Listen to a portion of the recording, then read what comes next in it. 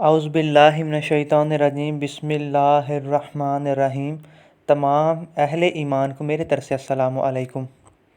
دوستو، آج میں حضرت نوح علیہ السلام کے بارے میں مختصر بیان کروں گا۔ حضرت نوح علیہ السلام اللہ تعالیٰ کے پیغمبر تھے۔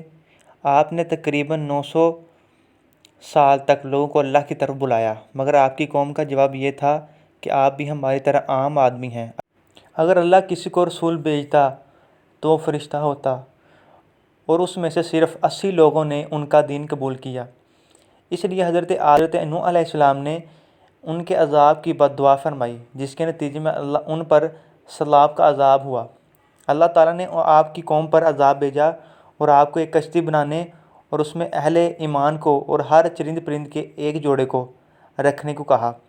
تب طوفان کی شکل میں عذاب آیا اور سب لوگ سوائے ان کے جو کہ حضرت نوح کی بنائی ہوئی کشتی میں سوار تھے ہلاک ہو گئے تھے۔ ایک عذاب جو ایک طوفان کی صورت میں حضرت نوح علیہ السلام کی قوم پر آیا، جس میں حضرت نوح علیہ السلام نے ایک کشتی بنوا کر صالح انسانوں اور جانوروں کو سوار کیا۔ اس طوفان میں زمین مسلسل پانی اگلتی رہی اور آسمان مسلسل بارش برساتا رہا۔ روایات اور سائنسی شواہد کے روح سے یہ طوفان بنیادی طور پر عراق کے علاقے مابین نہرین، اس کا ذکر تورات، انجیل اور قرآن تینوں میں آتا ہے۔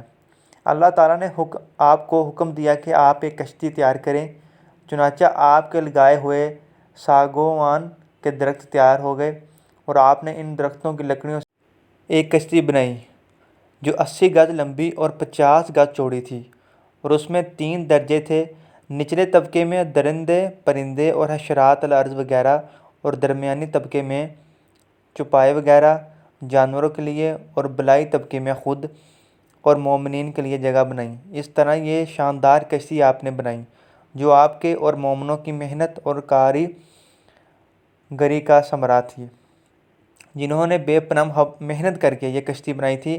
جب آپ کشتی بنانے میں مصروف تھے تو آپ کی قوم آپ کا مذاق اڑاتی تھی اور طرح طرح کے طعنے بازیاں اور بد زبانیاں کرتے رہتے تھے، اور آپ ان کے جواب میں یہی فرماتے تھے کہ آج تم ہم سے مذاق کرتے ہو، لیکن مت گھبراؤ، جب خدا کا عذاب بصورت طوفان آ جائے گا تو ہم تمہارا مذاق اڑائیں گے۔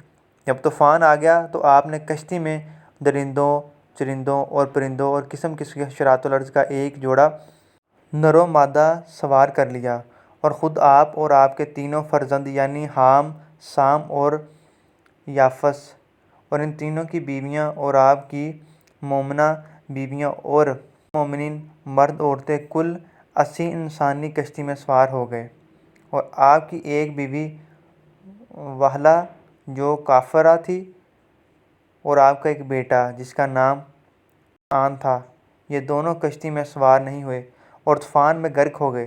طوفان میں کشتی والوں کے سوا ساری قوم اور کل مخلوق غرق ہو کر ہلاک ہو گئی، اور آپ کی کشتی جودی پہاڑ پر جا کر ٹھہر گئی، اور طوفان ختم ہونے کے بعد آپ وہاں کشتی والوں کے زمین پر اتر پڑے، اور آپ کی نسل میں بے پناہ برکت ہوئی کہ آپ کی اولاد تمام روئے زمین پر پھیل کر آباد ہو گئی۔ اس لیے انہیں آدم ثانی یعنی زمین پر موجود انسانوں کا دوسرا باپ بھی کہا جاتا ہے۔ تمام سننے والوں سے گزارش ہے کہ اگر ویڈیو اچھی لگے تو چینل کو سبسکرائب کریں، ویڈیو کو لائک کریں اور دوسروں کے ساتھ شیئر کریں۔ شکریہ۔